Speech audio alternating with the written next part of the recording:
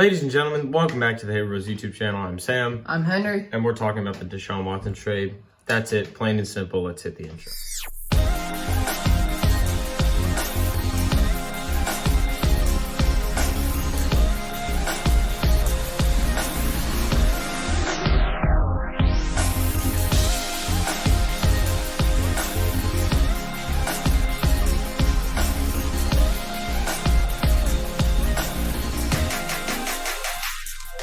Alright, before we get into this video, make sure to like, make sure to subscribe, and make sure that notification bell is on so you get notified whenever we post a new video. And right now, comment on the video or share it with a friend.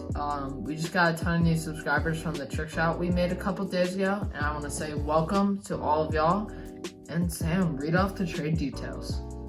Well, it was a 2022 first, a 2023 first and third, and then a 2024 first and fourth. So all of this went to the Browns. Wait, all of this went to the Texans for Deshaun Watson. The Browns. Deshaun Watson. Yeah, I said that. You said Deshaun Watson. Oh, Deshaun. So Deshaun Watson, as we've seen in the past, he is a very versatile quarterback. He is a good deep threat, good improviser, and I feel like he will bring some. He's better than Baker. Let's just say that he's probably going to be a top 10 quarterback this year. No question about it. I think he's a lock to be a top 10 quarterback this year. I don't think so. He can be a top 10 quarterback, but my question is, can he get past the first 2 rounds of the playoffs? Look, I think if the Browns go and get themselves another receiver, they're better than the Chiefs. So they just got Amari Cooper. Now, Amari Cooper is good. I think a lot of people are I think a lot of people are underestimating him because he didn't have an amazing season last year because he was a little bit overshadowed. I don't think who's he overshadowed by? CD. That's really it. But he got little receptions. I think that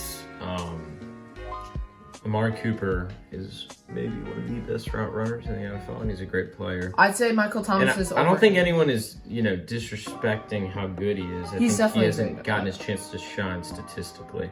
So, I think how this is going to play out is that it's going to feel a lot like Bills Chiefs in the playoffs in the divisional, and I think we're going to see the Browns versus the Chiefs in the divisional this year. I think the Browns are going to take it and move on to the AFC Championship to play the Bills, and they're going to lose to the Bills.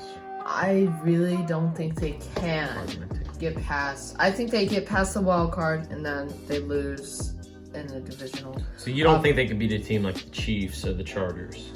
I think they could, but I don't believe they can. I'll say this: I think Justin Herbert's probably the 3rd best quarterback in the league right now. I think he's better than Deshaun Watson, and I think a lot of people. Is he better than Tom Brady? Watch what you say. He's better than Tom Brady. Shut up! Arm talent, at least just straight arm talent wise, give me Justin Herbert. Okay, with that crazy odd take, let's move on to the next thing I want to talk about with Deshaun. What's that? Did the Texans get good value out of this? Absolutely. Trade? I think they should have gotten some players, actually. I think they could have gotten Wyatt Teller as a big one. Great center. He's not. Right guard, sorry. There you go. I think they could have gotten some depth at defensive tackle maybe, or linebacker. Actually, Browns linebackers suck. But, I feel like there's more that could have been done on the player side of things, but picks-wise, they did a pretty good job. I just feel like they got probably the best they could have had. Personally, me and Sampo feel like he'd be better off with the Saints. But right now, I'm rocking with Gio. I highly disagree. First of all, I highly disagree. I think he would have won more games in Cleveland than he would here. I think so, yeah. Actually, I think solely here, just for the fact that we have a better defense than the Browns, and yeah, I'm gonna actually say that he would have thrived more here, but I think he'll still succeed in Cleveland. And one more thing, I mean,